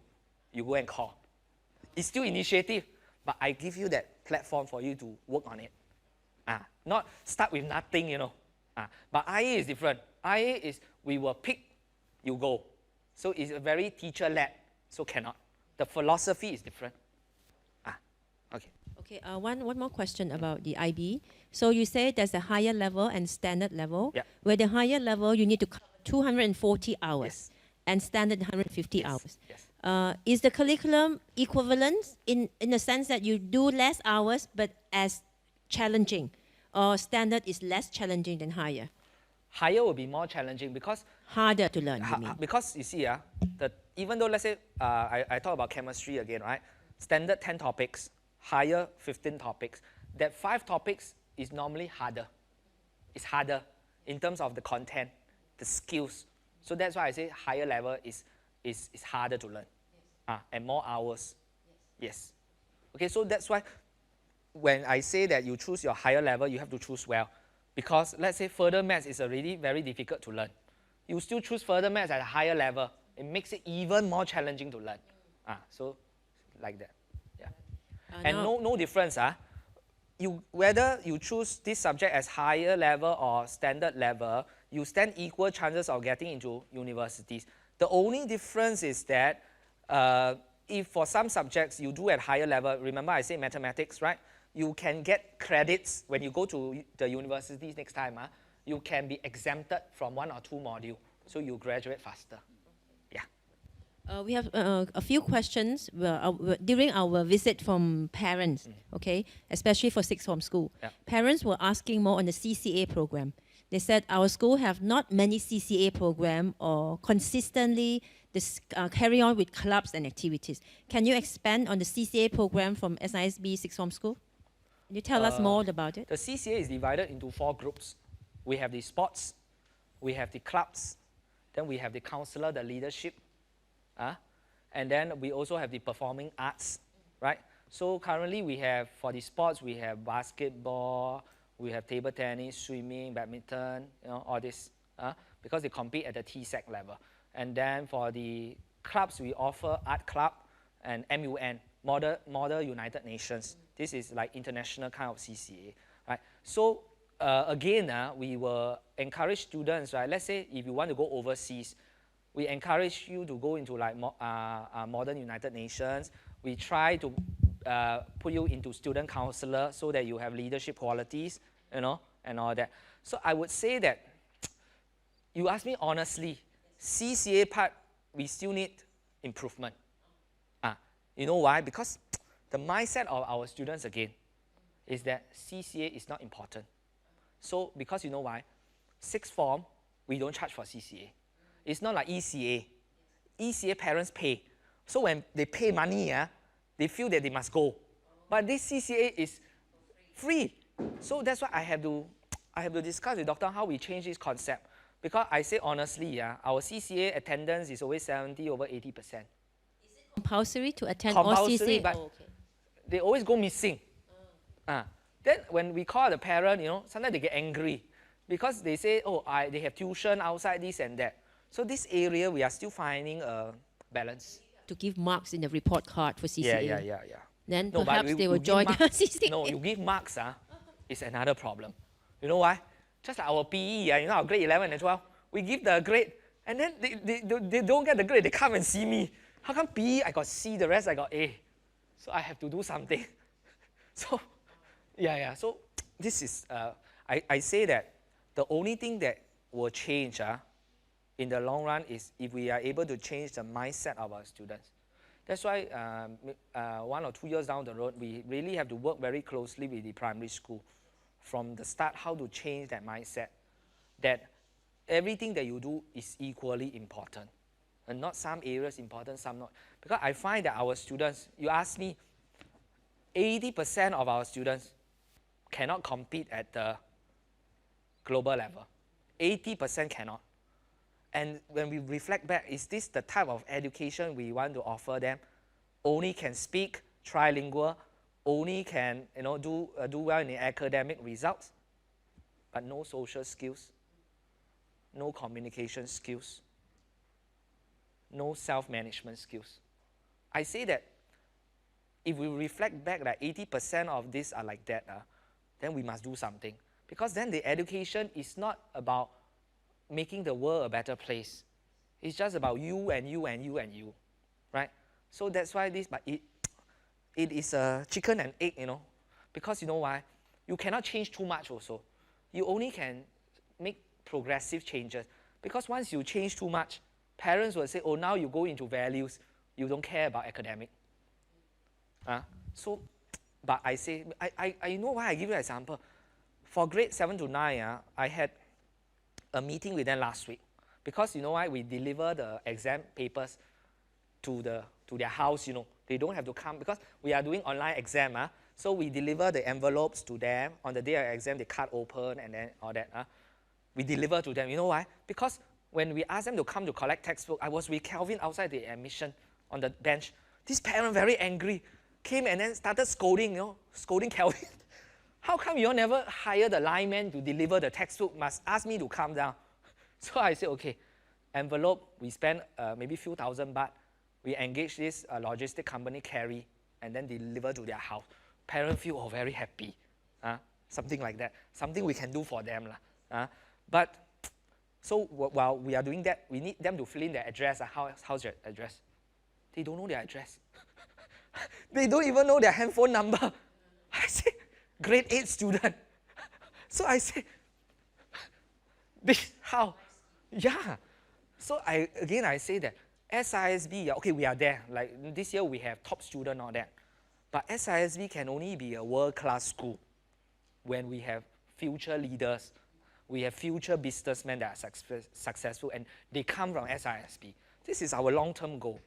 So you tell the parents, not only just study, but here we want to develop lifelong skills together with academic result. That is very important. Yeah.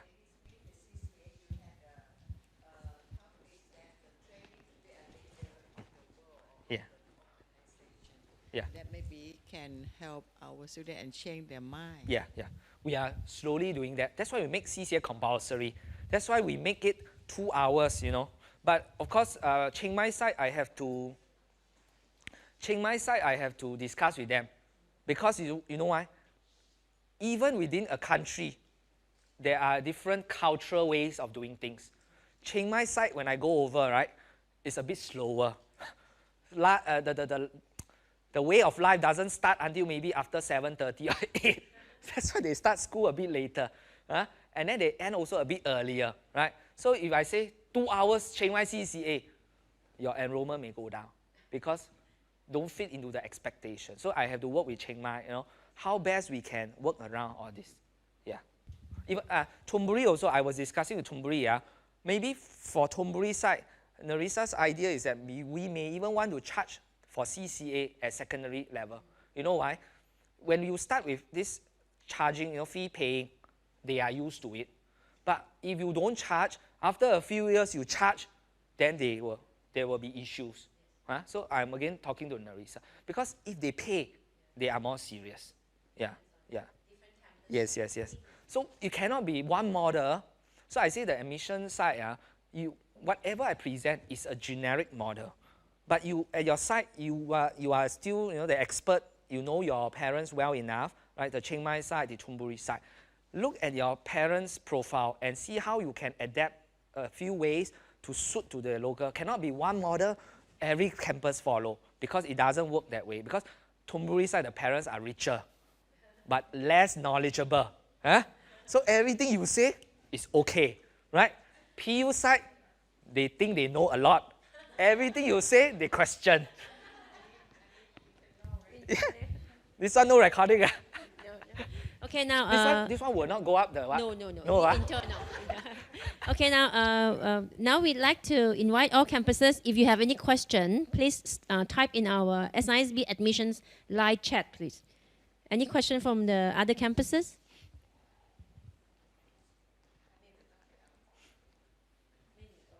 So if there's no questions, any question from the PU campus and Ekamai campus? Kun Mukda, Kun Lily, Tam, anyone? Okay, any question from our back office here, student service?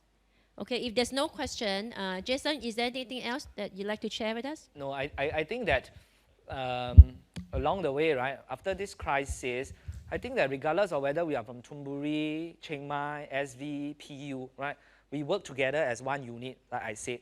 So whenever you face any issues, be it the Thonburi side, Chiang Mai side, SV side, you can always let Judith know or even email myself, Dr. Ong, you know, we are always there to support you, regardless of which campuses you are in. We are ready to share with you all the resources, okay? So I thank you for your time and attention. So I'd like to represent our admissions SISB to thank Kun Jason, our DP Jason, for this wonderful session. And thank you, Kun Wilawan, for her support to be with us today, and also all the admission officers from all campuses. So we hope to have this kind of session, many more for all of us to enrich, enhance, and together, one SISB, enrollment will go up all the time. Thank you, everyone. Yeah. See you again. Yeah, thanks.